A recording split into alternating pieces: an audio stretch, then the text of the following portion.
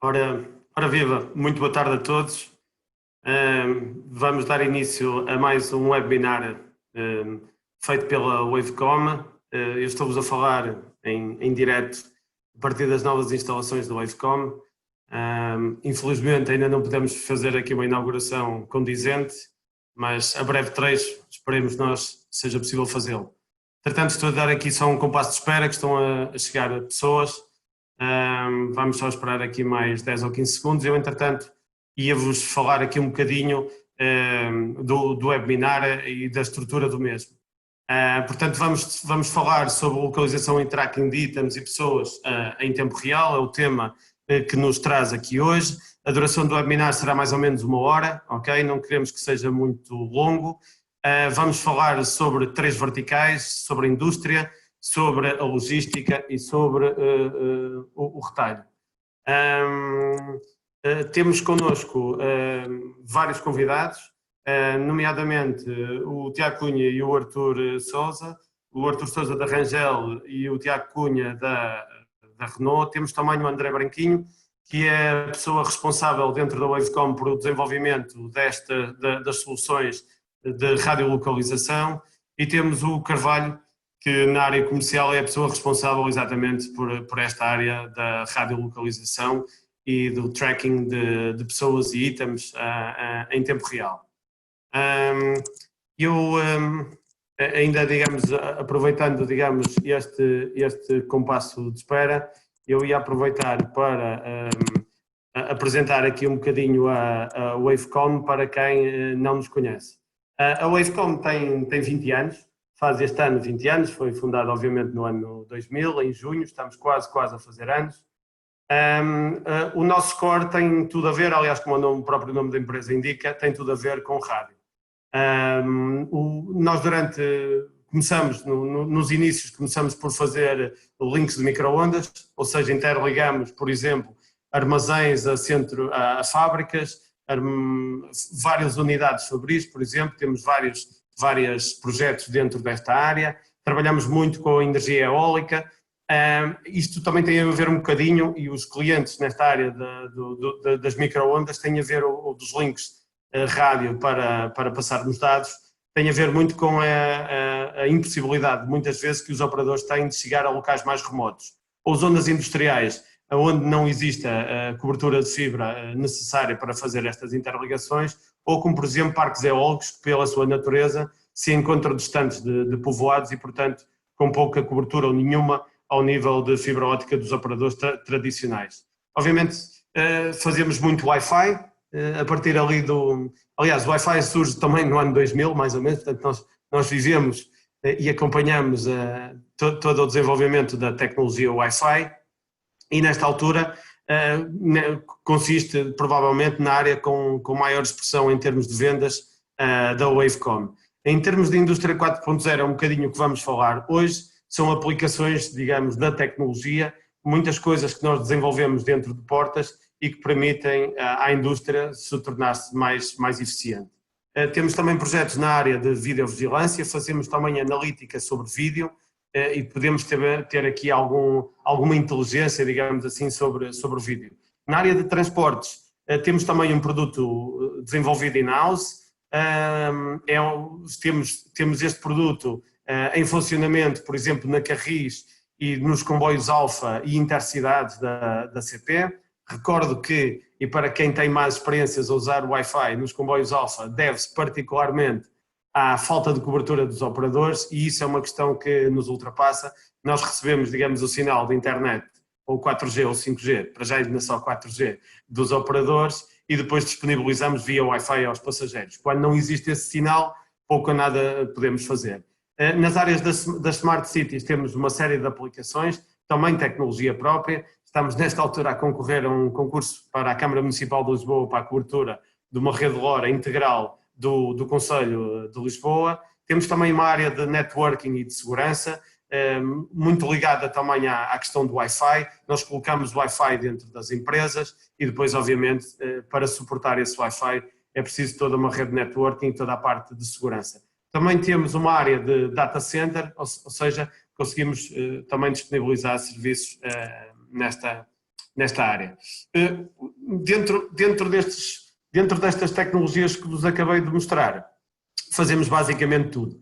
Desde o site survey, auditorias a redes, o desenho da solução, a implementação, a gestão do projeto de implementação, a certificação da nossa instalação ou de instalação de terceiros e, obviamente, o suporte e manutenção. Nós temos um suporte 24/7, ou seja, estamos sempre a tomar conta e a fazer babysitting das redes e da tecnologia implementada pela Wavecom nos nossos clientes.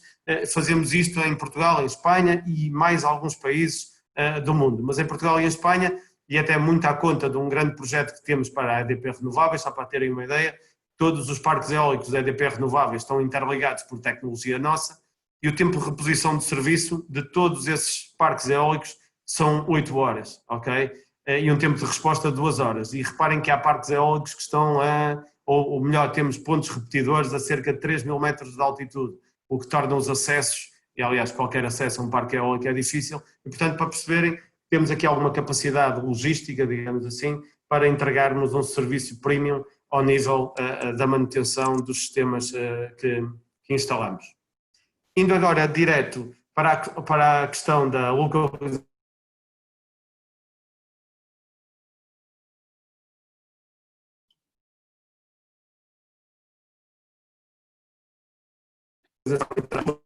duas instruções, digamos assim, em relação ao webinar. Como vocês veem, tem uma tab de chat em baixo. Esta tab de chat servirá para resolver alguns problemas técnicos que eventualmente estejam a encontrar ao longo deste webinar.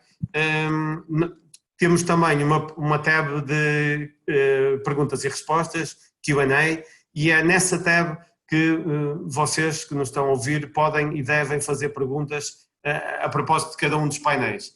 Podem dirigi-las diretamente aos nossos convidados ou podem simplesmente fazerem perguntas genéricas sobre o tema ou até ligeiramente ao lado. Se eventualmente as perguntas não conseguirmos dar-vos resposta durante o webinar de hoje, não se preocupem, elas estão registadas e depois as nossas equipas de engenharia e comerciais, dependendo do cariz da pergunta, serão respondidas mais tarde via e-mail, ok? Sendo assim, vamos dar início, digamos assim, ao que nos trouxe cá hoje.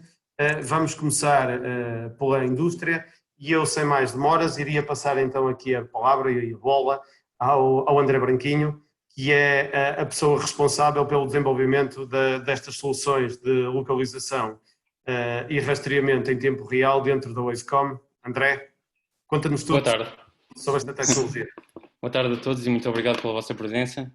Eu vou então aqui falar um bocadinho sobre as soluções utilizadas para a identificação e para a localização, de uma forma, penso eu, espero eu que seja simples e que toda a gente seja capaz de compreender, e depois sim passaremos a uma análise mais de casos de uso então, para ficarmos aqui com algumas ideias de como é que isto pode ser então aplicado.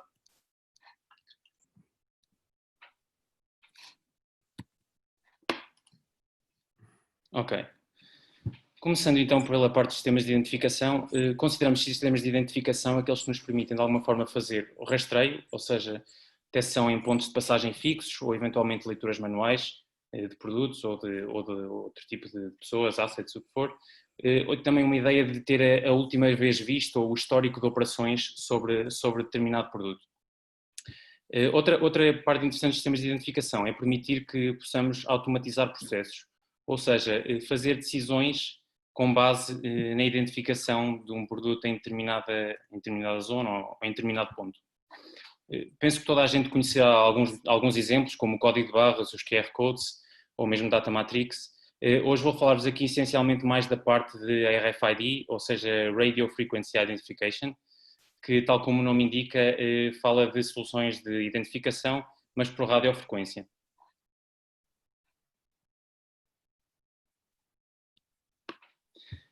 Explicando então o RFID, tipicamente temos ali em cima um rolo de tags ou de etiquetas passivas, isto para o RFID passivo, depois elas são impressas, por exemplo, numa etiqueta e nesse momento são codificadas e depois podemos colocá-las então num produto, tal como colocaríamos um código de barras ou outro tipo de etiqueta, e a ideia é então num determinado pórtico aqui à direita, eu detecto a passagem, neste caso um leitor fixo, podia ser um leitor manual, mas detecto a passagem desse produto, então nessa zona.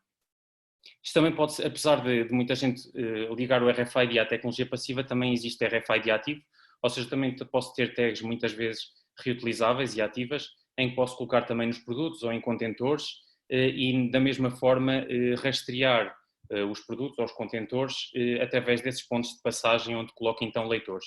Aqui a ideia então do RFID é que podemos ter tags passivas ou ativas colocadas nos itens ou nas pessoas. As tags tipicamente podem ir desde alguns cêntimos, sobretudo as passivas, as ativas já será por outros valores, mas há tags desde alguns cêntimos. E a ideia então é ter depois leitores fixos ou leitores manuais portáteis que permitem fazer a identificação nos pontos de interesse. O RFID então tem aqui algumas vantagens quando comparado com a leitura típica de código de barras, nomeadamente, ou seja, permite leituras sem linha de vista, que é uma das grandes diferenças para o código de barras. Também permite leituras em setups menos controlados, ou seja, como o código de barras precisa desta linha de vista, tem que ser muito controlado o setup em que se faz a leitura. E outro ponto diferenciador é a possibilidade de fazer uma identificação simultânea de grandes quantidades e com grande velocidade. Também aqui podemos ter um elevado alcance de leitura, sobretudo se optarmos por tecnologias com tags ativas. Eu tenho aqui um pequeno vídeo que eu penso que é muito interessante para ilustrar a diferença de uma operação de inventário, onde pode ser utilizado o RFID. Deixa-me ver se consigo pôr o vídeo. Ok. No fundo, o que estamos aqui a ver é uma comparação de um processo de inventário de algumas garrafas com 3 métodos. O método mais tradicional, que é com papel e caneta, ou seja, aqui a fazer um inventário de 12 garrafas a demorar mais de 2 minutos. No fundo é um processo, digamos, completamente manual. Depois a seguir o que vamos ver é um processo com código de barras, continua a ser garrafa a garrafa, ou seja, eu tenho que pegar em cada uma das garrafas para poder fazer então a leitura, preciso da linha de vista e isto é a leitura de código de barras que conhecemos, ou seja, 40 segundos para fazer o inventário de 12 garrafas e depois temos a seguir o RFID e vão perceber a diferença. Vamos fazer um inventário de 48 garrafas em 4 segundos, simplesmente passando então o leitor. Ok. Passando então aos sistemas de localização. Estes sistemas, a ideia aqui é dar uma localização exata ou aproximada. Aqui a diferença, obviamente eu no RFID também quando estou a detectar num determinado pórtico também tenho a localização, mas nós diferenciamos para os sistemas de localização na medida em que aqui estamos a cobrir áreas ou zonas, não é apenas uma passagem. Então podemos ter então uma localização exata ou aproximada em áreas ou então até monitorizar percursos se conseguimos ter uma cobertura constante do espaço que estamos onde queremos localizar. Pronto, há um exemplo muito conhecido disto, que acho que é o exemplo que toda a gente conhece, GPS. Aqui os Real-Time Location Systems, onde também se inclui o GPS, na verdade, são sistemas de localização que permitem então a localização em tempo real e podem ser indoor, outdoor e utilizam diferentes tecnologias, não só o GPS. Pronto, a ideia aqui é mais ou menos esta, ou seja, eu tenho uma área onde tenho alguma cobertura de infraestrutura, e depois coloco tags ativas, neste caso, nas pessoas ou nos itens, e então permite-me saber a localização delas em tempo real e também ter o percurso e a analítica sobre isso. A ideia aqui é ter âncoras fixas a criar zonas de cobertura, podem ser indoor ou outdoor, e aqui esses tags não começam nos cêntimos, começam em alguns euros, e depois a ideia é, quanto mais exatidão eu quero, tipicamente mais cara é a tecnologia, mais cara é a tag. O que é que então depois conseguimos fazer com isto, em termos de análise? Podemos ter coisas como spaghetti maps, ou seja, eu identificar o percurso que determinado produto fez ou que determinado veículo fez ao longo do tempo e também coisas como heatmaps ou mapas de calor que permitem identificar zonas, por exemplo, de bottleneck ou ter aqui uma ideia de coisas que podem ser alteradas para otimizar processos. Os objetivos, tanto dos projetos de identificação como de localização, são comuns. Diria que há 2 grupos, os objetivos podem ser incluídos em 2 grupos, que é o aumento de produtividade e o aumento de segurança. Segurança mais na vertente de saúde, ou seja, de segurança dos trabalhadores, etc. Aqui alguns exemplos genéricos: automatizar e otimizar processos e percursos, reduzir os tempos de procura dos ativos, melhorar também o processo de inventário, que foi exatamente aquele exemplo que vimos em vídeo, e também garantir a segurança e saúde das pessoas, por exemplo, garantir, vamos ver isso um bocado nos casos de uso, mas também garantir a evacuação das pessoas de uma forma automática, que não entram em zonas de perigo, esse tipo de objetivos. Tecnologias. Aqui trabalhamos com diferentes tecnologias, na verdade, e podem ser usadas ou uma ou várias em simultâneo, desde o Wi-Fi, o RFID e o HF passivo, o GPS, Bluetooth, Ultra-Wideband. Ou seja, aqui a ideia é que realmente o sucesso dos projetos depende muito desta correta seleção e aplicação das tecnologias. Cada uma tem características muito próprias, quer em termos de longevidade das tags, de alcance, de exatidão. Tudo isso depois tem influência na seleção para aquilo que pretendemos no projeto. A Wavecom, além de ser o integrador nesta área, também tem algum desenvolvimento de produtos próprios. Eu aqui vou apresentar 2 produtos que temos nesta fase de desenvolvimento, na parte da identificação e localização. Um deles é o Whereis. O Whereis é uma solução para a localização de ativos móveis, em que tenta atacar os cenários que têm estas características, que é um grande número de ativos que passam muito tempo parados em diferentes locais. Ou seja, aqui não é tanto seguir o movimento em tempo real, é mais aqueles ativos que nós sabemos que passam muito tempo parados, mas não sabemos onde é que eles estão e queremos, se calhar, no fim do mês saber onde é que passaram mais tempo, etc. Pronto, a posição à zona ou compartimento neste caso é suficiente, é o tipo de cenário que estamos aqui a tratar. Um delay de 5 minutos na informação é aceitável, não queremos mesmo tempo real e efetivo, ou seja, estamos dispostos a ter algum delay na informação. E os casos de uso aqui que são mais interessantes para este tipo de cenários é os hospitais, salas de espetáculo e alguns cenários de indústria também específicos. Passando aqui a outro projeto que temos em desenvolvimento, que é o SLID, Stock Live Identification. É um produto para veículo de carga, por exemplo, um produto para empilhador, é um dos casos de uso. A ideia aqui é tirar partido de colocar uma tag passiva de baixo custo no produto e depois ter a tag localização no empilhador, ou seja, fazer uma espécie de localização indireta, conhecendo a movimentação do empilhador e sabendo que os produtos só podem ser movidos pelo empilhador.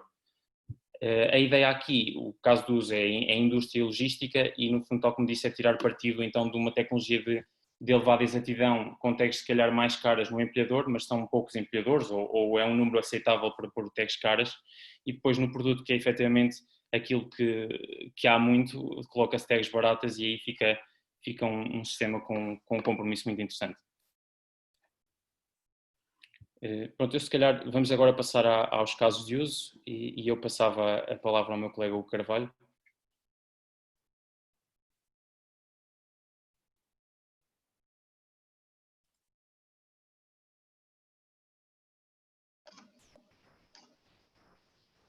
Obrigado, André. Boa tarde a todos. Obrigado pela vossa presença. Começo por apresentar o nosso convidado para este painel. É o Tiago Cunha, ele é o responsável de sistemas de informação da unidade fabril da Renault em Cacia. Obrigado por estares connosco, Tiago. Eu queria, antes de mais, pedir desculpa a todos os profissionais da área de indústria que nos estão a ouvir, e temos muitos, desde a área de manutenção, a área de logística, produção, melhoria contínua, por alguma imprecisão ou algum erro que possa cometer nas terminologias mais técnicas dos processos industriais. A estrutura deste painel vai dividir-se em 3. Eu começarei por apresentar alguns casos de uso onde utilizamos as tecnologias que o André acabou de apresentar em cenários reais. Vou fazer a apresentação do desafio, da solução e sempre que possível vou apresentar alguns projetos mais concretos, mesmo em algumas indústrias e em setores diferentes. Depois darei a palavra ao Tiago, que nos falará um pouco sobre a sua experiência e a experiência da Renault com este tipo de tecnologia e quais são as perspectivas futuras na adoção deste tipo de tecnologia. E, por fim, teremos lugar a perguntas e respostas. Volto a relembrar que aí no botão de Q&A podem fazer as vossas perguntas, que procuraremos responder no final do webinar. do webinar, não, deste painel, e pronto, teremos um tempo alocado para isso. O que ficar por responder, como o Nuno disse, responderemos depois. A primeira dificuldade e o primeiro caso de uso do qual vos queria falar prende-se com a dificuldade nos processos atuais de identificação e digitalização, seja pela perda pelo processo manual, seja de picagem de códigos de barras, seja por, como vimos no vídeo que o André mostrou, temos que ter colaboradores não numa folha de papel, naturalmente, mas a introduzir em sistema os vários momentos produtivos e aquilo que está a acontecer nas nossas linhas, e também muitas vezes com problemas em leituras automáticas do código de barras, desde dificuldades na leitura ou porque foi violada a tag de alguma forma, foi rasgada, seja o que for, ou porque há condições de iluminação deficiente ou há desalinhamento por vibração do leitor óptico. Como devem calcular, este tipo de problema, nós sugerimos endereçá-los através de tags de radiofrequência, sejam elas descartáveis ou reutilizáveis, que podem ser colocadas ou no work in progress ou em caixas que o transportam, e depois serão lidas estas tags em pontos-chave que serão definidos mediante o processo, e os benefícios que isso nos trará, o primeiro e talvez mais importante será eliminar erros humanos e realocar as pessoas em tarefas de mais-valia, eliminando assim os 30, 45 minutos por dia que passam nestas tarefas de digitalização, algo que poderia ser digital automaticamente. Depois, também temos, naturalmente, a capacidade de automatizar algumas decisões que estão a ser tomadas com base no produto que temos à nossa frente, ou seja, sistemas em que podemos selecionar que ferramenta, que ação fazemos sobre um determinado produto, sem que o colaborador ou sem que a máquina efetivamente tenha que esperar o input de um colaborador. Um dos exemplos onde temos este tipo de tecnologia aplicada é precisamente em produto e em toda a fase produtiva de produtos ou de espuma ou têxtil, em que este tipo de material não causa interferência na propagação das ondas de radiofrequência, e assim eu consigo quase criar um bilhete de identidade do produto, colocando uma tag, vamos imaginar, numa bota, na língua da bota, logo no início da sua produção, na gáspia, e depois acompanhando com pórticos, vou acompanhando todo o processo de fabrico daquele par de calçado. Isto, para além desta vantagem, em que tenho digitalmente toda a informação, tenho naturalmente o controle de qualidade. E irei falar mais à frente, se me aparece um defeito, eu vou saber em que lote, em que dia, a que horas foi processado aquele par de calçado ou aquele elemento feito em espuma, dá-nos essa visibilidade. O segundo caso de uso de que vos quero falar tem que ver com ineficiências nos processos Kanban.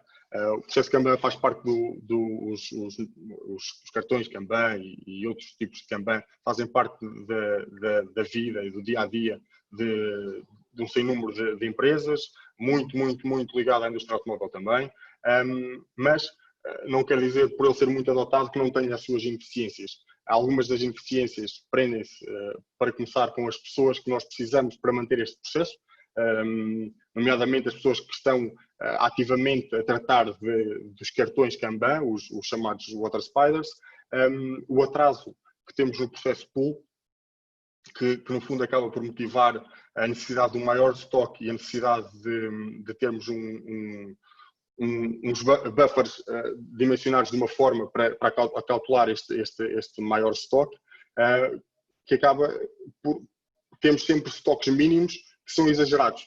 Os estoques mínimos foram feitos ou estão feitos para calcular este atraso no processo Pull. Para além disso, naturalmente temos a visibilidade sobre o processo, mas não a temos em tempo real. Vamos supor que o Water Spider passa de 1 a 1 hora no buffer, é assim que é de 1 a 1 hora que temos a informação, ainda mais com o delay, quando ele vai ter que voltar ao seu posto de trabalho e tudo mais. A nossa sugestão neste capítulo passa por eliminar os cartões Kanban. passá-los a tags ativas. Estas tags ativas serão acopladas às caixas ou aos contentores que transportam os elementos que estão em fabrico, e através de uma infraestrutura de localização, seja ela ultra-wideband, seja ela BLE, como o André referiu há pouco, vamos conseguir saber onde é que está cada caixa, o que é que tem cada caixa, qual é o estado dos buffers ou dos supermercados, dos bordos de linha, e assim remover o atraso de informação que temos e ajustar de forma mais real os estoques mínimos, o inventário que temos a circular na fábrica, e também, naturalmente, retirar aquela pessoa para uma outra função que acrescente mais valor do que andar a tratar cartões e a tratar estas questões relacionadas com o processo Kanban, pura e simplesmente. Vamos também eliminar erros humanos, nomeadamente a perda de cartões, a impressão errada de cartões, e com esta impressão errada traz sempre a dificuldade em rastrear em sistema os cartões que foram impressos e porque é que foram impressos. E, finalmente, vamos ter aquilo que nos vai dar uma ferramenta única para os nossos processos de melhoria, visibilidade em tempo real e de forma centralizada da produção. Isto vai modificar, vai melhorar bastante estes processos Kanban dentro da indústria. Do lado esquerdo deste nosso slide temos aqui uma comparação de vista de vários, onde analisamos os processos produtivos de vários prismas, metodologia, inventário, tempo de entrega, desde os métodos push, o pull Kanban e o Kanban digital, onde poderemos observar que, efetivamente, há todo um conjunto de vantagens em adotar este tipo de sistema.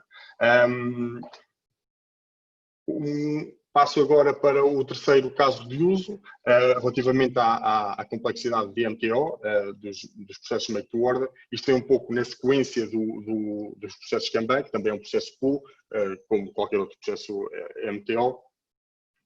Aqui os desafios prendem-se tipicamente com o lead time elevado, porque eu tenho que andar à procura das peças, tenho que andar à procura do molde, se calhar tenho que dar a garantias de reposição de um determinado componente durante 10 anos e tenho que guardar o molde durante 10 anos.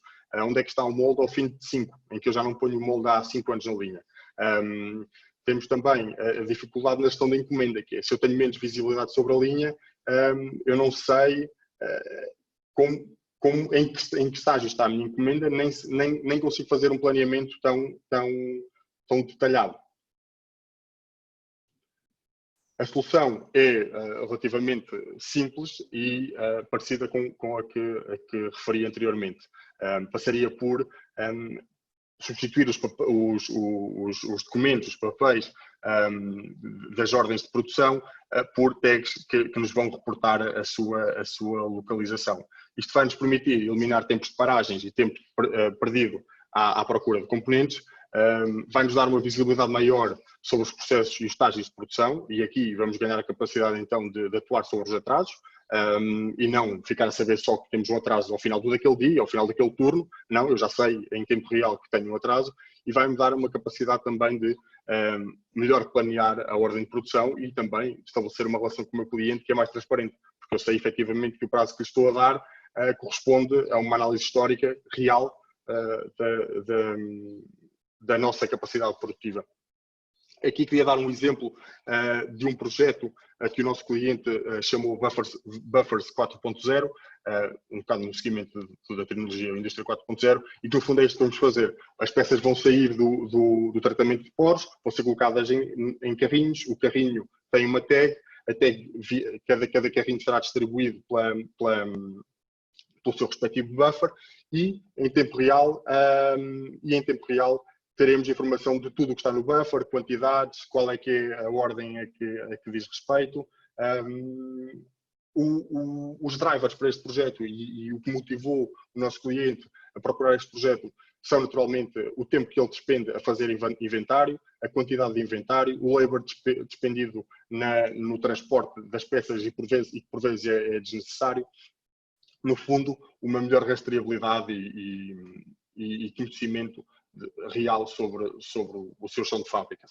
Finalmente, e porque já me estou a esticar, segundo me dizem, queria-vos falar aqui de questões relacionadas com conformidade de processos de higiene e segurança no trabalho.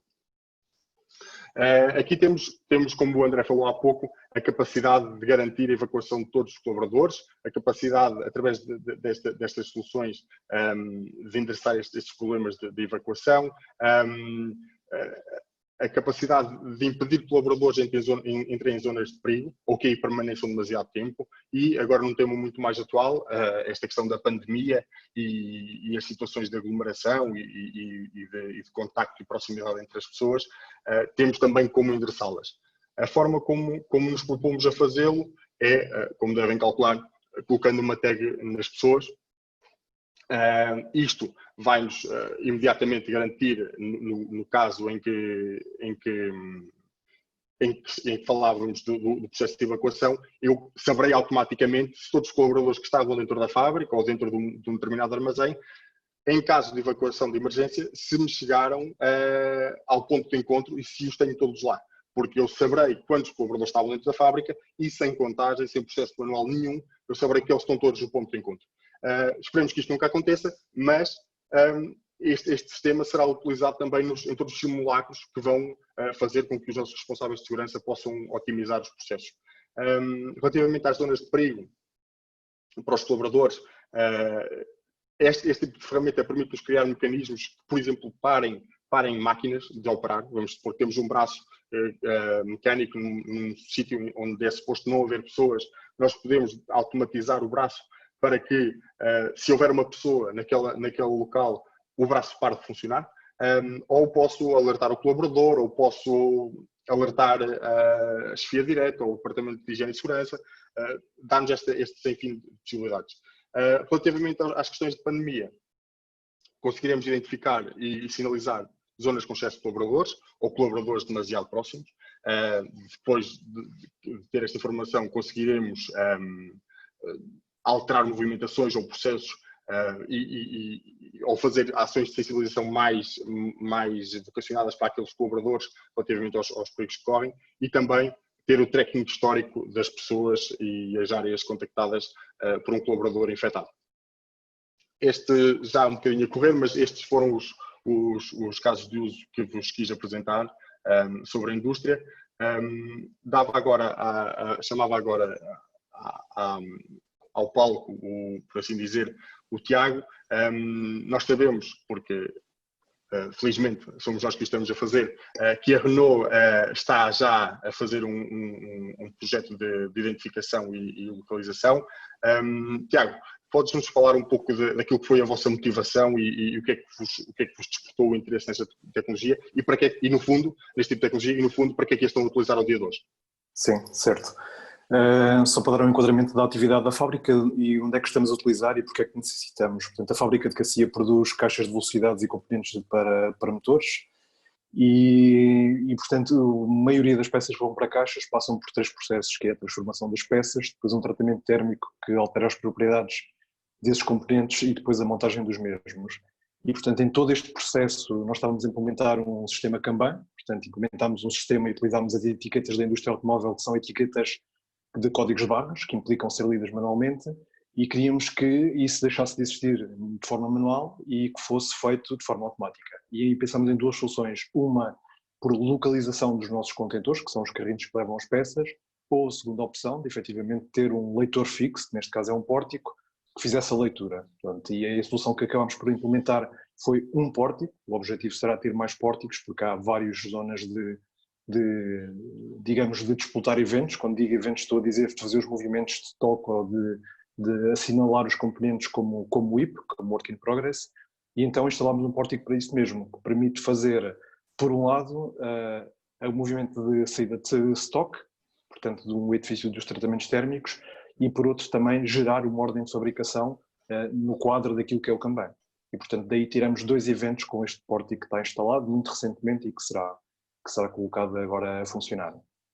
Portanto, este é o caso de aplicação que nós temos. A nível de utilização desta tecnologia, aquilo que nós pensamos que pode ser também aplicado, 3 eixos, que é a nível de pessoas, alguns casos que já falámos aqui, a questão de traçabilidade dos contentores para utilizar na gestão do WIP, na gestão dos toques e também na parte de movimentação de meios, ok? Passo a explicar cada uma. A questão da gestão das pessoas, já ficamos aqui a questão da intrusão. Quando nós falamos na intrusão, estamos a falar, no nosso caso, temos um armazém que tem um acesso restrito de pessoas e se entra alguém ao dia de hoje não temos nada que nos alerte e, portanto, se tivermos um sistema RFID com as tags nas pessoas conseguimos ter esse tipo de alerta. O outro caso é efetivamente de evacuação e neste contexto que falamos agora também de pandemia, permite identificar as pessoas que tiverem contactos umas com as outras se houver um caso de infecção. E depois também o terceiro caso a nível de pessoas é controlar as presenças, ou seja, ao dia de hoje as pessoas para entrarem na fábrica têm de, entre aspas, fazer fila às horas de ponta para fazer o seu controle de presença. Se isso fosse feito sem qualquer tipo de contacto, se fosse passar por um pórtico ou pela zona onde elas estão, evitaria que essa situação ocorresse. Segundo caso, que é a questão das embalagens, como já referi, era ampliar um pouco aquilo que nós utilizamos, ou seja, tudo aquilo que são movimentos de estoque poderiam ser feitos através de RFIDs, e nomeadamente os armazéns, porque há um empilhamento em altura, facilitaria saber aquilo que nós temos, ok? Em cada um dos níveis de armazenamento e também no momento de expedição. Existem já outras fábricas do grupo que o estão a fazer, nós não estamos a fazer, mas temos também essa ambição de vir a fazê-lo. O terceiro caso é a questão dos meios de movimento, significa que sabermos quando há um empilhador a passar e quando há pessoas na proximidade, para ter um alerta que há um risco de colisão. Okay? E esse é o terceiro caso de utilização, que é ter a identificação dos meios de movimento, onde é que eles estão e que riscos é que representam. São estes os três casos que temos como visão. Sem dúvida. O caso que falavas das pessoas e da segurança das pessoas, há um outro caso que acabámos por nem interessar, mas e que em fábricas como a vossa, que acabam por operar em 3 turnos contínuos durante, independentemente do dia da semana, que são casos onde tens um colaborador, por exemplo, destacado ou isolado e ele está sozinho numa grande área. Se acontece alguma coisa ao colaborador, ao dia de hoje, tu não tens como saber se ele está de saúde, se não está de saúde, se sente bem, se não sente bem, não é? Uma forma de fazer é, por exemplo, ter alarmística e caso a tag daquele colaborador que está isolado fique estática por mais de 2 minutos, e nós sabemos que o dia dele ou o turno dele ele não fica estático por mais de 2 minutos, é precisamente enviar um alerta para a pessoa que está responsável pela monitorização da segurança das pessoas naquele turno, sobre o estado daquela pessoa. É um tema que acabei por não abordar e que vai de encontro a essa segurança das pessoas. Sim, nós esse caso já temos coberto, ou seja, é aquilo que é a detecção do homem morto, porque são pessoas que andam a trabalhar em sítios isolados, mas efetivamente é algo que é necessário em qualquer indústria para pessoas que estão a fazer trabalhos isolados e que não têm qualquer pessoa na proximidade em caso de algum acidente. Claro. Ok, muito bem, Tiago. Obrigado. Já acabaste de responder aqui à segunda pergunta que tinha para te colocar, que era essa perspectiva de futuro. Eu ia passar, se não tiveres nada mais a acrescentar. Não é tudo. Obrigado pelo teu contributo, Tiago. Nada. Eu iria passar aqui a uma pergunta. Antes de entrar nas perguntas, ainda não percebi se temos ou não perguntas da audiência, mas eu ia passar a uma pergunta que foi das perguntas que mais nos fizeram, naturalmente, que é sobre a legalidade de rastrearmos pessoas. A verdade é que sim, é legal fazer o rastreio das pessoas em qualquer um destes contextos e estes casos de uso que eu e o Tiago apresentámos e discutimos. Primeiro, em questões relativas ao cenário pandémico em que vivemos, é legal porque estamos a fazer enforcement de uma diretriz da DGS. É importante que faça parte, que a referência à tecnologia faça parte do plano de contingência. Depois, naturalmente, há aqui questões relativamente ao tracing, ao backtracking de contactos, ou seja, a pessoa esteve, o colaborador A percebeu-se que estava contaminado e temos que alertar os colaboradores, ou queremos saber com que colaboradores é que ele esteve. Para isto já precisamos de um consentimento do colaborador, porque vamos usar um dado pessoal sobre a sua saúde. Ou seja, há casos em que precisamos do consentimento do colaborador, há outros casos em que não. Relativamente aos casos de uso mais gerais, não relacionados com o Covid, relacionados com cenários de evacuação, segurança de colaboradores, como o Tiago dizia, que estão a operar junto de um empilhador. Aí, o artigo 20º, número 2 do Código de Trabalho admite a utilização de equipamentos eletrónicos para a vigilância à distância de trabalhadores com esta finalidade, proteção e segurança das pessoas. Este artigo foi depois, mais tarde, analisado e a sua legalidade foi corroborada pela deliberação número 7.680 de 2014 da Comissão Nacional de Proteção de Dados. Por isso, sim, a resposta é que sim, é que o podemos fazer, que o podemos dar este tipo de tecnologias. Há casos em que precisamos de consentimento do colaborador, há outros em que não vamos precisar. Deixo só a nota, que é a visão da Wavecom. Este tipo de projeto tem que ser acompanhado naturalmente de uma estratégia de comunicação muito clara, muito bem definida, explicar quem é que vai ver os dados, como é que vai ver os dados, em que circunstância é que vai ver os dados. Mas pronto, é possível e é legal fazê-lo. Eu não sei se tenho perguntas e respostas para fazer, não sei se alguém me quer, o Nuno já está aqui para me ajudar. Sim, não, estou aqui. Estava a ver, existem aqui algumas perguntas bastante interessantes.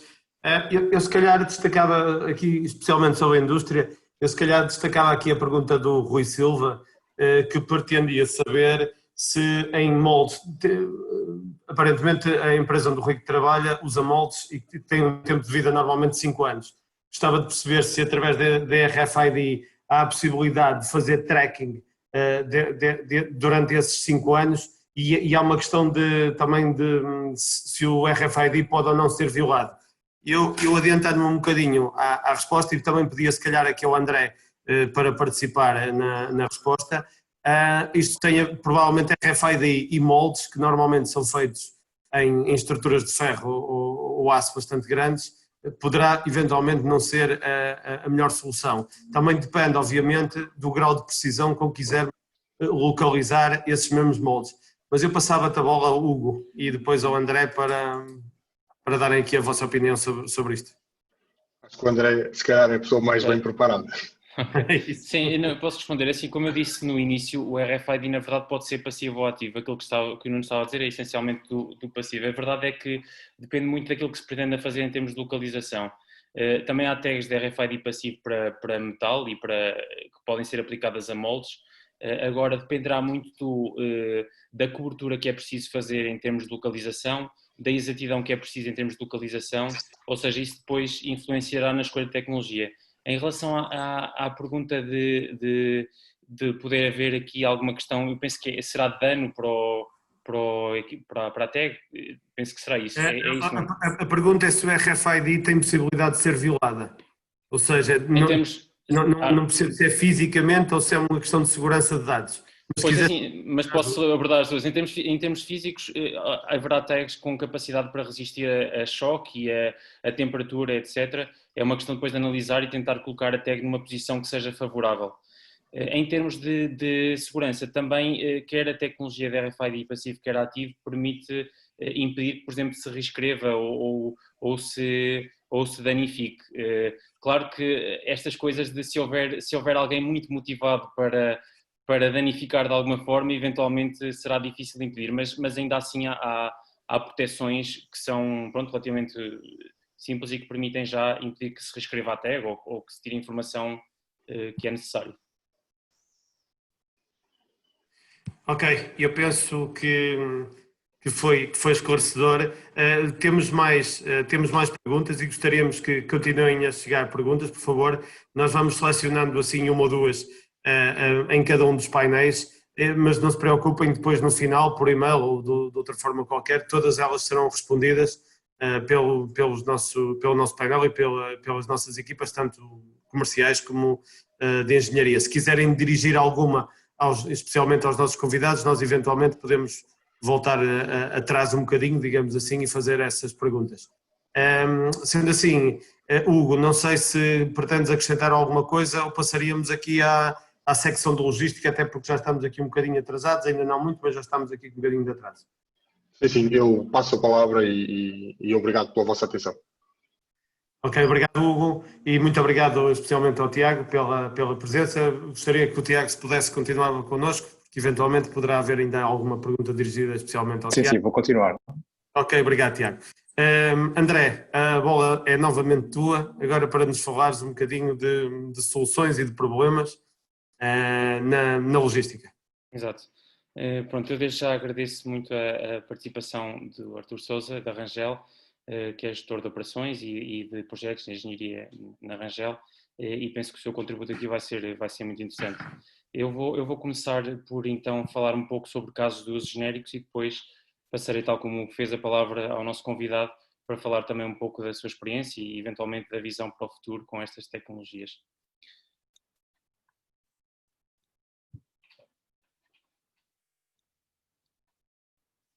Sempre aqui, ok. Passando ao primeiro caso de uso, começando pelo problema, eu penso que este é um caso de uso bastante interessante porque é transversal a muita indústria e à logística, que é a verificação manual de expedição. Ou seja, é o tempo despendido que eu tenho em tarefas de picking manual na altura da expedição e os erros humanos que isso também acarreta e que podem levar a produtos em falta ou produtos errados depois para os meus clientes. E aqui a solução que nós propomos tipicamente é tags RFID descartáveis, porque eu tenho que assumir que a tag irá ser expedida com o produto, não é? Por isso preciso de uma tag barata e que possa, de certa forma, descartar. Colocadas nas paletes com o produto acabado e depois pórticos de leitura nas docas de carga com sistemas de alerta que me permitam dar feedback em tempo real aos operadores. Aqui a ideia é ter uma verificação automática e em tempo real das listas de expedição através da identificação então das paletes que estão a ser carregadas em cada doca. Aqui a ideia de ter os alertas é eu não detectar o problema no fim de carregar completamente o contentor ou o caminhão, mas sim ao detectar, por exemplo, que uma palete que não devia ser para aquele sítio, para aquele contentor ou para aquele caminhão está a ser transportada para ali, eu imediatamente dou um alerta na zona de carga para retirar esse erro, digamos. E aqui a ideia será essa, ou seja, será ter uma verificação em tempo real daquilo que está a acontecer na expedição. O segundo caso de uso tem a ver com ineficiências das operações dos empilhadores, ou trilaterais ou outros veículos que sejam utilizados na logística. Aqui a ideia é que nós temos, muitas vezes temos expendido em percursos longos por problemas de layout no armazém, por exemplo, e também muitas vezes zonas de congestionamento que não identificamos, que não conhecemos e que estão a limitar bastante as operações. A ideia também que está ligada a estas ineficiências é também os tempos excessivos de espera dos empilhadores e dos operadores por causa destas questões de terem que estar parados à espera de outro empilhador ou à espera que alguma coisa fique disponível para poderem fazer o trabalho deles. A ideia aqui proposta é colocar tags de localização nos empilhadores e assim permitir a análise das suas movimentações. Tal como eu tinha falado no início, aqui podemos depois fazer uma análise dos percursos através de mapas de spaghetti e perceber se há percursos demasiado longos e também zonas de congestionamento também com uma forma, digamos, simples de ver através de heatmaps, perceber onde é que os empilhadores param mais tempo e passam mais tempo, onde é que há mais movimento. Aqui também a identificação dos tempos de paragem e os locais dessas paragens também podem ser muito interessante essa informação para perceber o que é que está a acontecer nas operações e depois a possibilidade de uma forma mais, ir um bocado mais além e possibilitar a otimização da frota do empilhador, ou seja, eu perceber que efetivamente se eu modificar aqui algumas coisas, se calhar consigo remover um empilhador deste processo no fundo aqui ter uma otimização de frota e não precisar se calhar de tantos empilhadores como os que tenho agora.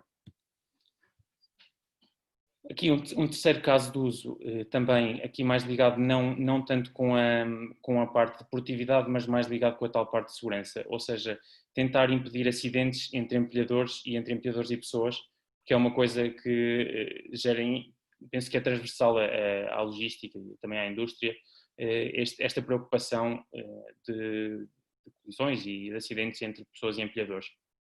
No fundo aqui isto vem de trabalho em zonas de armazém com movimentações de empilhadores e pessoas e também às vezes acontece por entrada de empilhadores ou pessoas em zonas em que não deviam estar, zonas interditas. A solução que se propõe aqui é colocar tags de localização nos empilhadores e nas pessoas, permitindo assim criar zonas virtuais estáticas ou dinâmicas, ou seja, zonas virtuais estáticas na questão de impedir que se entre em zonas que não são permitidas para o empilhador ou para a pessoa e zonas virtuais dinâmicas para eu criar, no fundo, imaginem uma zona que está constantemente a acompanhar o empilhador e que me permite detectar se há outra pessoa ou outro empilhador dentro ou próximo dessa zona que está ali criada. A ideia é depois poder dar algum tipo de alertas para o terminal do empilhador ao detectar a proximidade com outro empilhador ou com uma pessoa, e também dar alertas quando entrar então em zonas interditas ou em zonas, por exemplo, de velocidade reduzida, aqui fazer alguma ligação com outro tipo de sensorização eventualmente. O último caso de uso que tenho aqui exposto é os problemas de inventário e de localização de produto acabado ou de produto em ambiente de distribuição logística. Pronto. Aqui a ideia é que quando se tem este tipo de problemas há muito tempo despendido à procura de produtos, há movimentações erradas de produtos em armazéns e às vezes até perda de estoque por eu perder, no fundo, a noção onde é que ficou aquele produto ou quando eu encontro já é tarde demais e já não serve, no fundo temos aqui perdas de estoque também associadas a estes problemas de inventário e de localização. Aqui a solução proposta vai um bocado de encontro àquilo que é uma solução que eu apresentei como solução de desenvolvimento da Wavecom, que é colocar tags descartáveis nas paletes de produto e depois o empilhador ser equipado com um leitor, por exemplo RFID, e ter tag de localização. A ideia aqui é ter a localização sempre atualizada do produto. Isto funciona, obviamente, bastante melhor para aquilo que for movimentado por veículos, o que for movimentado por pessoas manualmente terá que ser com uma solução complementar a esta, mas aqui a ideia é também dar alertas, por exemplo, no terminal do empilhador ao pegar numa paleta errada ou ao largar a paleta no local errado e depois desta forma eu ter sempre também um inventário atualizado e automático, digamos. Pronto, eu fui aqui relativamente rápido a apresentar os casos de uso, mas eu penso que agora poderemos passar a palavra ao nosso convidado, ao Arthur, e pronto, colocava aqui um bocado essa questão que era como é que o Arthur vê aqui todas estas aplicações e aquilo que acha mais interessante se calhar destes casos de uso e eventualmente o que é aplicado na Rangel e o que é que no futuro pode ser interessante aplicar. Antes de mais, boa tarde a todos e obrigado à Wavecom pelo convite. Efetivamente, nós vemos com muito interesse e com muita potencialidade o uso de tags de localização e de localização de produtos e equipamentos dentro dos armazéns. Uma das necessidades que tivemos em primeiro lugar, e foi o que até nos levou a contactar a Wavecom e chegar à Wavecom, tinha a ver com a necessidade de localizar os equipamentos dentro das instalações, portanto, dentro dos armazéns. Principalmente quando estamos a falar de operações de grande dimensão e onde é fácil, vamos dizer assim, num armazém vou dar o exemplo de 80 ou 100 mil metros quadrados, não conseguimos localizar o equipamento de movimentação em cada momento e em tempo real, saber onde é que ele está. É um projeto que acabámos por não implementar, aqui teve a ver com uma questão de que isto era numa instalação do cliente, e isto é um desafio. Eu também gostava aqui um bocadinho de falar e de chamar a atenção para os desafios desta tecnologia, porque nós, do ponto de vista de cliente, da tecnologia e do operador logístico, temos alguns desafios práticos no seu uso. Portanto, e às vezes estas soluções, portanto, que o André estava a falar há pouco, mesmo da questão de haver soluções complementares ou alternativas, são a forma que se encontra para o resolver. Mas neste caso em concreto, o que estamos a falar de uma instalação do cliente, portanto, e deparámos com um problema que seria a infraestrutura física necessária na própria instalação para podermos fazer a localização dos equipamentos. Portanto, estando esse investimento a ser feito numa instalação do cliente, depois o que aconteceria é que uma altura em que deixássemos de ter essa operação, passaríamos no fundo a ter aqui um investimento que não poderia ser rentabilizado. Obviamente podíamos retirá-lo e colocá-lo noutra instalação, mas isso levou-nos na altura a não avançar com este projeto. No entanto, é algo que temos já planeado e em vista para as nossas próximas instalações. Portanto,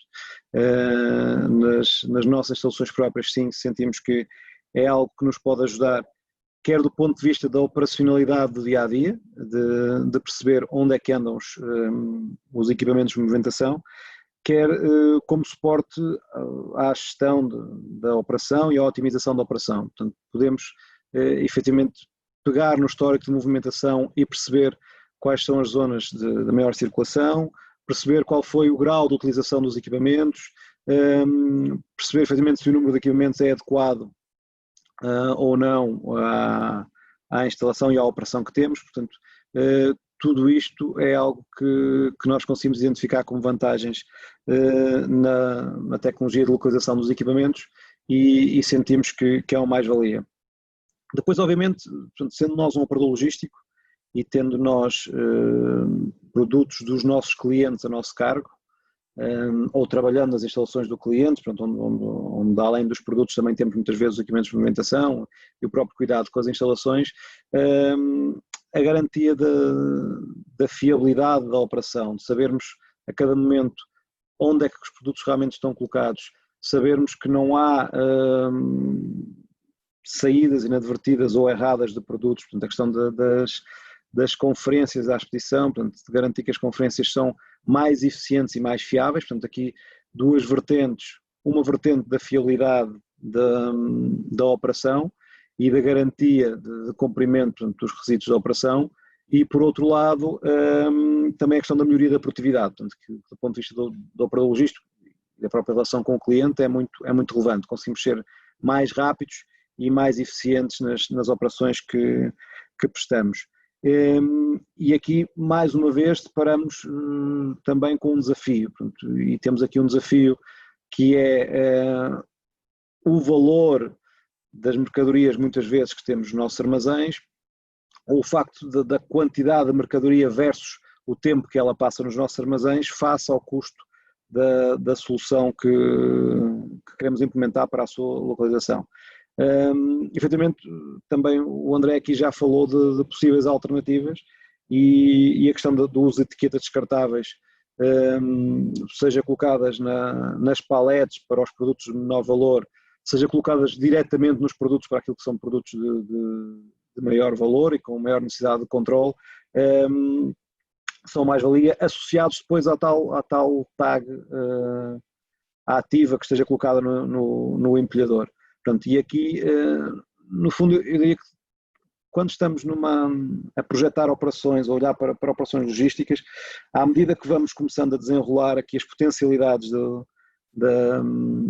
destes sistemas, vemos que há uma imensidão de aplicações. Portanto, e aqui, eu depois tecnicamente não queria falar muito sobre isso, porque realmente temos aí os especialistas, e a Wavecom tem essa capacidade. Mas a questão depois às vezes pensar, se já temos tecnologia que localiza os empilhadores, então se usarmos a mesma tecnologia para efetivamente, como o André disse, poder fazer a localização dos produtos sempre que eles estão a ser movimentados pelo empilhador, portanto, por que não fazer aqui um 2 em 1 e aproveitar, portanto conseguimos saber quando é que a paleta é pegada, quando é que a paleta é colocada e o percurso que ela fez, portanto o trajeto que ela fez dentro das nossas instalações. Uma terceira vertente de utilização que nós também vemos com muito potencial e que também temos já em projeto para as nossas novas instalações tem a ver efetivamente com a segurança das pessoas, quer do ponto de vista da limitação de acessos, por um lado, do condicionamento de acessos a zonas de acesso restrito, a zonas onde há operações especiais ou dedicadas ou restritas, portanto, e que apenas podem aceder a um conjunto autorizado de operadores, portanto, e aí permitimos que de forma automática, seja o controle de acessos que temos a essa zona, possa identificar se a tag que aquela pessoa transporta é uma tag autorizada ou não para lá estar, que também alerte se houver outras tags que lá estão, ou outras pessoas que lá estão nessa zona. Por outro lado, a própria segurança física das pessoas, portanto, efetivamente nas nossas operações, o nosso dia-a-dia vive do cruzamento de pessoas com máquinas, com equipamentos e portanto vemos aqui como uma excelente medida que vai para além das medidas sonoras e visuais que existem já nos próprios equipamentos, mas que nos permite de forma ativa antecipar, portanto, um possível incidente entre pessoas e máquinas e de alguma forma alertar quer os condutores dos equipamentos para quando há um peão nas proximidades ou quando está a ser desenvolvida uma operação manual nas proximidades, quer a situação inversa, portanto, eventualmente o operador ter um sistema qualquer ativo de alerta, seja uma tag, um outro sistema que o possa alertar quando um equipamento se aproxima e ele não se apercebe disso. Portanto, acho que passei aqui um bocadinho sobre a forma como vemos a tecnologia e como a estamos a pensar aplicar. Gostava de em breve partilhar convosco alguns exemplos desta aplicação, mas acredito que mais lá para o final do ano ou início do próximo ano possamos ter aí alguns exemplos para mostrar aqui, quer aos nossos clientes, quer de alguma forma ao público em geral. Muito bem. Sim, eu penso que o Artur tocou aqui em 2 pontos muito interessantes, que é a parte de, obviamente, em cenários logísticos, sobretudo com prateleiras altas, etc., cria obviamente desafios à tecnologia, mas aqui é essa ideia também de pensar que se calhar digamos que este investimento não vai só servir para uma coisa, mas se calhar serve para várias coisas e se pode ir buscar valor depois a vários projetos com a mesma infraestrutura e com a mesma tecnologia. Realmente é uma forma de, no fundo, de ir buscar esse valor extra àquilo que às vezes é a dificuldade destes cenários. Eu se calhar podíamos passar agora à parte de questões. Não sei se o Nuno tem alguma questão. Sim, eu estava aqui a ver e aproveitando a tua presença, André, que és um bocadinho mais técnica, há aqui várias perguntas, um pouco vista mais da tecnologia. Uma era feita pelo Cruz Vasco, que nos pergunta qual o tempo de vida de uma tag, partindo do princípio que posso ter um produto acabado 6 meses, 1 ano, 2 anos ou mais, qual é que é o tempo de vida de uma tag, André? Ok, em termos de tempo de vida de tags vai depender da tecnologia, mas para se ter uma ideia, se for uma tag passiva, virtualmente não há limite até ser danificada e há tags que duram, que têm muita resistência a esses processos, ou seja, não se danificam facilmente. E depois, tipicamente a longevidade, eu imagino que também esteja a falar da questão de bateria, dependendo das tecnologias, por exemplo, o Bluetooth já permite coisas que podem ir até aos 5 anos, 6 anos de tempo de vida. Obviamente isto depois depende sempre do período de amostragem da posição ou da identificação. Mas mesmo tecnologias como a ultra-wideband que permitem exatidões maiores, já estamos a falar também de anos, se calhar 2 anos, por exemplo, é uma coisa que é possível mesmo com tecnologias de elevada exatidão. Por isso diria que as tecnologias, em termos de longevidade, para grande parte dos projetos, esse não costuma ser um grande problema, diria. Era exatamente isso que eu ia referir, André. Normalmente o problema não está na Exatamente. tag, existem outros problemas, normalmente o preço. Certo. E até que ponto o projeto, ou seja, os benefícios, é mais ou menos óbvio para todos e depois das explicações que vamos tendo, é mais ou menos óbvio inúmeras vantagens que existem em localizar pessoas ou itens, neste caso, em tempo real e daí extrair métricas e eficiências acrescidas para todos os processos. Muitas vezes esbarra no preço, ou seja, quanto é que é o ganho de eficiência e quanto é que custa a implementação do projeto. E é quando este, digamos, é proveitoso para quem compra que a solução passa a ter interesse. Exatamente, sim, exatamente o que o Artur também falou, não é? O cenário, às vezes o cenário leva a uma questão de infraestrutura, a uma quantidade de infraestrutura, por exemplo, que pode tornar o projeto inviável, ou é mais se calhar por aí do que propriamente pela longevidade da tag. Exato, e o que o Artur também referiu muito bem, a questão da reutilização ou não da tag é um problema que, aliás, eu vou referi-lo no painel a seguir, que tem a ver com o retalho. O custo da tag e a sua utilização tem um impacto muito grande na viabilidade ou não de cada um destes projetos. Só perguntou, André, aqui o Jorge Carvalho perguntava-nos, e penso eu que é sobre a localização de carros de transportes num parque, se seria melhor, e em termos de poupança de energia, BLE ou ultra-wideband. Podia-nos falar um bocadinho mais em concreto destas tuas tecnologias e em termos de poupança de energia, o que é que estamos a falar de uma coisa e de outra, versus provavelmente a precisão com que estamos a localizar o item, neste caso carros. Certo, diria que tendencialmente em termos de poupança de energia o BLE ganha, ou seja, tem uma longevidade maior, mas como eu disse, também dependendo da taxa de refresh, não é, da minha posição, eu posso ter uma tag ultra wideband que me dura perfeitamente para aquilo que eu pretendo. Agora, aqui há questões também de preço das tags, tipicamente a tag ultra wideband vai ser mais cara porque dá maior exatidão, mas também se conseguem algumas soluções Bluetooth com alguns métodos mais complexos com uma exatidão elevada. Eu diria que, assim, em exterior, o Bluetooth à partida seria uma solução mais interessante, eventualmente, mas depende muito aqui da questão de exatidão. Era uma coisa que se teria que estudar, pronto, saber exatamente a exatidão que é necessária, as condições de vista para as âncoras, etc. Exatamente. E também gostava de salientar este facto que é relevante, que é, e conforme já perceberam, este tipo de projetos depende muito de cada caso, apesar de haver casos parecidos e casos para a indústria, e casos para a logística, e casos de uso para o retalho, no entanto, cada um dos casos é específico e, portanto, existem vários tipos de abordagem e, portanto, terá que ser sempre analisado caso a caso e percebermos qual é que é a melhor forma de endereçar, no fundo, para completar aquela equação-chave, que é o dinheiro que se vai gastar na implementação deste tipo de projetos e de sistemas, é compensada pelo ganho de eficiência que os mesmos vão ter nos processos de cada empresa.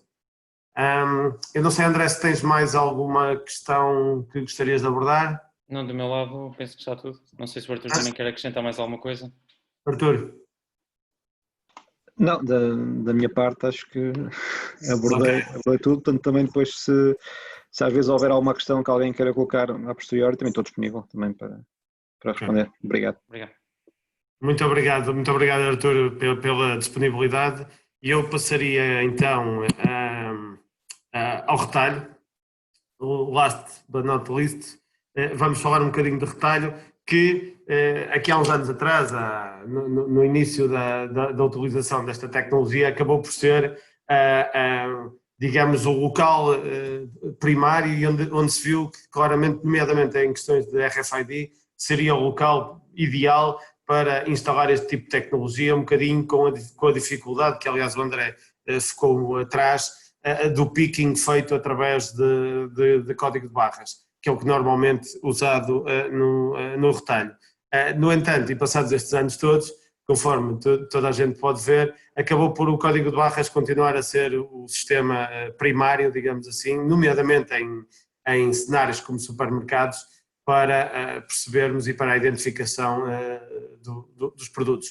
O primeiro caso de uso que vos trago aqui é a dificuldade na gestão do inventário e nas operações de loja, que tem um bocadinho a ver com isto.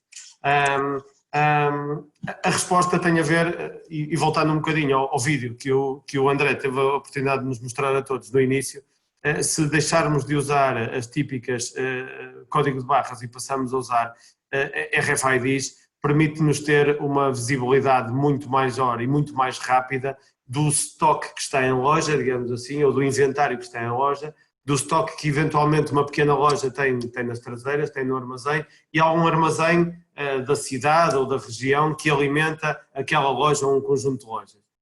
E, portanto, aqui os sistemas de RFID permitem uma automatização, digamos assim, de toda esta cadeia. Obviamente que há aqui um problema, que é um problema recorrente nestas tecnologias, que é o item, nomeadamente estamos a falar de RFIDs e de RFIDs descartáveis, o item tem que ter um valor suficiente para que o custo dessa tag não influencie demasiado o preço do produto. Em supermercados, e voltando um bocadinho à história dos supermercados, muitas vezes encontramos casos em que o item que estamos a comprar ou que queremos identificar é mais barato que a própria tag RFID e, portanto, deixa de fazer muito sentido identificá-lo. Obviamente que em lojas como lojas de roupa, por exemplo, em que tipicamente os itens têm um valor já na dezena de euros e mesmo na centena, e até nos milhares, se for o caso disso, obviamente que o custo de uma tag RFID, que serão na dezena de cêntimos, ou 10 cêntimos, ou 15 cêntimos, ou qualquer coisa do género, para um bocadinho das quantidades que estivermos a falar, acaba por não ter um peso muito grande no custo do próprio do próprio produto. Aqui, realmente, este tipo de solução acaba por se mostrar muito, muito interessante. O segundo caso de uso, que era já um caso de uso usado anteriormente, mas que alimentava mais o marketing e estatísticas de uso das lojas ou das superfícies de retalho. Ou seja, contar as pessoas e contar o fluxo das pessoas que entram e saem, as horas em que os fazem, os picos, etc, etc. Tudo isto era interessante e dava outputs às marcas e às empresas para perceberem alterações que façam no layout, na vitrine, seja o que for, que implicações é que tem no fluxo das pessoas. Agora, com as restrições impostas pelo Covid e pela necessidade obrigatória de controlarmos o número de pessoas que estão em simultâneo dentro de um espaço comercial, esta solução ainda se torna mais importante. Existem várias tecnologias para suportar esta contagem de pessoas, desde as mais precisas, digamos assim, com precisões acima dos 97%, por exemplo, eventualmente mais caras, outras com graus de precisão um bocadinho mais baixos, mas com preços muito atrativos e que torna, digamos, esta questão simples, de fácil implementação e que nesta altura pode ser uma ajuda a que as cadeias, as lojas, o retalho possam saber em tempo real quantas pessoas é que se encontram dentro da loja e cumprir as recomendações da DGS sobre a ocupação desses mesmos espaços. Aqui um terceiro caso de uso que se liga muito com o quarto, que já vamos ver a seguir, tem a ver, e também já era um problema que existia, tem a ver um bocadinho até com aquela questão de saber qual é o percurso das pessoas dentro de uma loja. Nem todas as lojas são como a IKEA, em que existe um percurso pré-definido e alguns atalhos, mas poucos, e portanto as pessoas acabam por ter mais ou menos um percurso idêntico, ainda que seja importante perceber o tempo que passam em cada das fases desse percurso, mas em lojas abertas, que é a maioria delas, como por exemplo um hipermercado ou uma loja de roupa, ou seja o que for, é interessante perceber qual é que é o percurso que as pessoas fazem, o tempo que estão em frente aos produtos e depois eventualmente as decisões de compra ou não compra. Estes mapas, os chamados mapas spaghetti, permitem perceber o percurso que as pessoas fizeram dentro das lojas.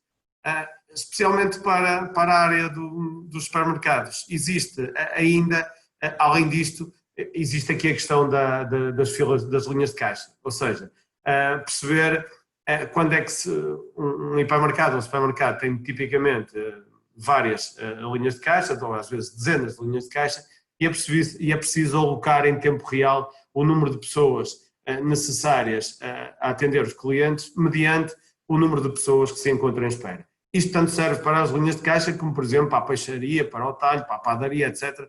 Todos esses locais onde existe a necessidade de haver pessoas a servirem os clientes e perceber quantas pessoas, digamos assim, estão em espera. Através da localização, tanto de carrinhos como de cestos, não de pessoas, porque aqui é um bocadinho mais complicado, as pessoas, digamos, são clientes, ao contrário daquele exemplo que estávamos a dar para funcionários de uma empresa, é mais fácil haver um acordo entre a entidade patronal e os próprios colaboradores para a sua localização para um determinado fim. Aqui, em relação aos clientes, obviamente as pessoas gostam de ter a sua privacidade e não será por aí. Mas conseguimos, anonimamente, saber onde é que anda um carrinho de supermercado, admitindo que há uma pessoa a empurrar esse carrinho de supermercado ou um cesto de compras e permite-nos perceber quantas pessoas estão em espera nos locais que eu há bocado referi, nomeadamente as linhas de caixa, e fazer aberturas e fechos em tempo real, sem intervenção humana, tornando o processo tão eficiente quanto possível. Isto é um bocadinho o que nós tínhamos para vos mostrar em termos de localização ou destes sistemas de localização para o retalho. Existem muitas outras aplicações, como devem calcular. Aqui é um sem número de aplicações. Uma vez mais batemos naquela equação que vos falava há pouquinho, ou seja, naquele equilíbrio entre o custo que existe em colocarmos este tipo de soluções e o retorno que essas mesmas dão. Voltando um bocadinho para perceberem a escalabilidade, muitas vezes, que estas soluções podem ter, reparem uma coisa, num hipermercado, por exemplo, que tenha, com áreas grandes, de milhares de metros quadrados, ok?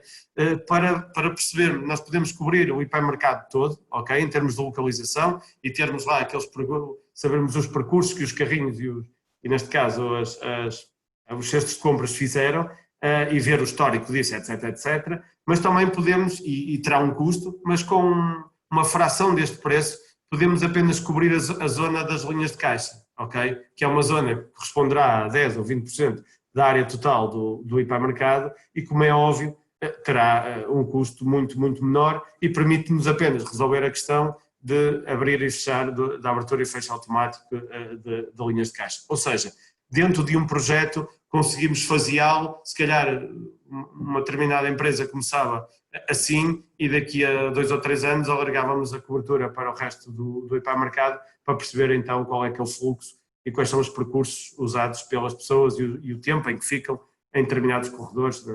Estou-vos a fixar num exemplo de um hipermercado, um supermercado, que é o exemplo que toda a gente conhece, mas pode ser aplicado obviamente a todo o tipo de retalho. Eu não sei se temos alguma pergunta, aqui pedi ajuda se calhar ao Hugo, aqui um bocadinho trocando de posição, ao Hugo ou ao André, se tiveram nas perguntas e na nossa tábua de perguntas, se há aqui alguma pergunta que faça sentido incluir aqui na área do retalho, ou deixaríamos isto para responder depois mais tarde por e-mail, como está prometido.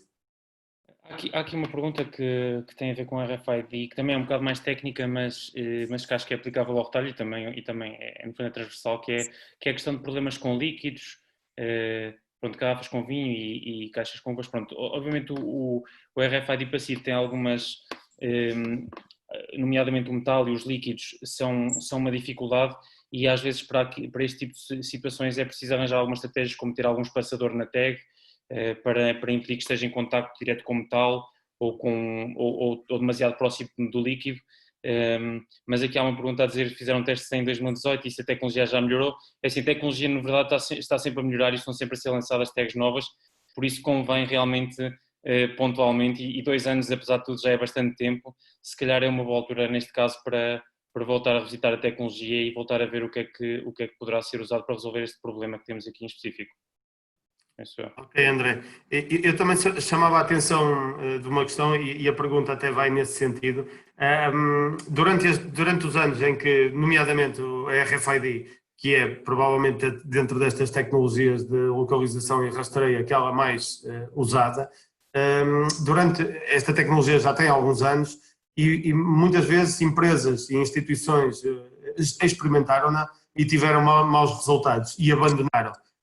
Isto pode-se dever a 2 questões. Primeiro, a tecnologia não era apropriada para aquele fim. Conforme nós já referimos, convém analisar o problema e perceber qual é que é a tecnologia que se enquadra para resolver aquele problema. Número 1. Número 2, passado uns anos, obviamente, e esta tecnologia, por exemplo, a RFID já terá quase 20 anos, obviamente muitas evoluções existiram nesta tecnologia e o que era verdade em 2018, se calhar em 2020 é diferente. No entanto, e tudo o que tem a ver com tecnologias de rádio, e nós, o Wavecom, vimos isso nos links de rádio, vimos isso no Wi-Fi, vimos agora isto na indústria 4.0, nomeadamente na localização de itens e pessoas. Todas as questões de rádio necessitam de alguma engenharia para que isto não são soluções de plug and play, digamos assim. Não é tão fácil como configurar o router lá de casa. Isto é um bocadinho mais complexo e implica aqui questões físicas que o André estavas exatamente a referir em relação ao distanciamento, por exemplo, a suportes metálicos ou líquidos. Existem técnicas, tanto ao nível das antenas como ao nível da própria tag, para obviar estes problemas. Não sabemos exatamente em 2018 como é que o sistema foi implementado, mas pode ter sido 2 coisas. Ou a tecnologia ainda não estava madura para aquele fim, ou não foi implementada de forma correta, ainda que fosse a tecnologia correta. Portanto, tem que existir aqui um misto. Escolher a tecnologia certa e essa mesma tecnologia ser implementada de forma correta. Como não há muita gente a trabalhar, especialistas em rádio em Portugal, daí a Wavecom ter enverdado há meia dúzia de anos exatamente também por abordar estes temas, exatamente porque sentimos a necessidade no mercado de exatamente haver especialistas na área rádio de forma a colocar a tecnologia a funcionar devidamente. André, até tu conheces bem, nós temos um caso, um cliente nosso, que tinha a tecnologia toda, só que ela não estava, e portanto ia desistir dela, eu penso que na altura até não estava a usá-la, penso eu, porque apenas a tecnologia não estava bem implementada. Tinha a ver com garrafas, não tinha líquidos dentro, mas tinha a ver com garrafas.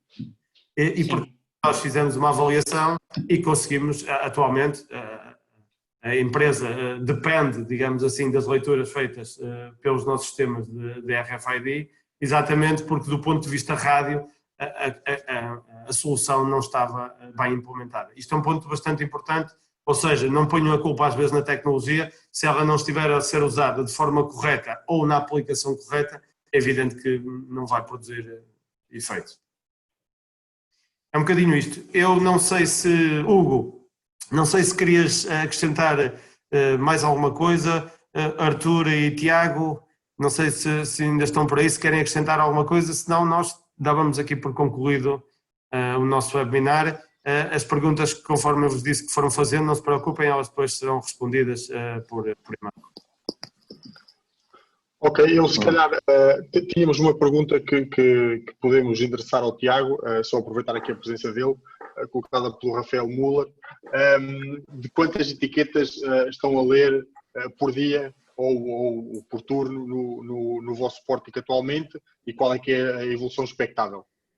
Sim, o pórtico foi instalado muito recentemente, não está em funcionamento, ou seja, acabou mesmo de ser instalado há pouco tempo. A nível de movimentos, estamos a falar de 50 etiquetas por dia, exatamente, que são os contentores, sendo que cada uma leva cerca de 400 peças, mas representa mais ou menos 50 contentores por dia. Aqui é importante perceber, Rafael, que a etiqueta que o Tiago está a falar é uma etiqueta RFID, mas rígida, que está, corrija-me Tiago se eu estiver enganado, mas sim, está fixa ao carrinho. Sim, é isso, exatamente. E cada carrinho leva mais ou menos 400 peças, sim. Ok, e das perguntas que tínhamos por aqui, acho que era a última, ou pelo menos que tínhamos tempo ainda de endereçar, e da minha parte está tudo. Uma vez mais, Tiago, muito obrigado, Artur, muito obrigado, e obrigado a todos por terem estado connosco. Ok. Muito obrigado a todos. Muito obrigado. Deus, com licença.